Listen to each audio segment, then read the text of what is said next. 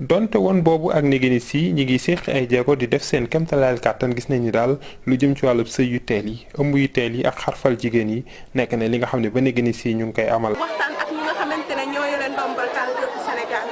waxtaan ak ñoom ci dogal yi ñu war a jël pour que xeex bi ñuy xeex ñoom ci seen bopp ñu mën a voter ay loi yooyu mooy tax tey jii lépp lu ñuy xeex ak communauté bi mu am lu koy mandarga. tànn Netebulu parce que aussi gis nañ ne Netebulu am na mariage des enfants existé na fi am na ay organisation yi nga xam ne ñu ngi koy liggéey déjà te organisation yooyu dañoo bokk ci coalition bi donc loolu aussi day yombal liggéey bi day yombal waxtaan bi ndax xam nañ ne autorité yi déjà am na benn plaidoyer bu organisation bi commencé.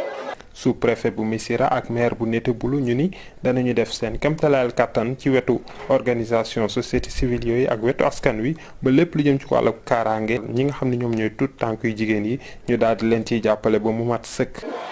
Netebulu dëkk bu aada la culture bi bari na fi trop mun nañu sant yàlla fii Netebulu ci école yi gën a mag ci commune bi xale yu jigéen yi ñoo gën a ëpp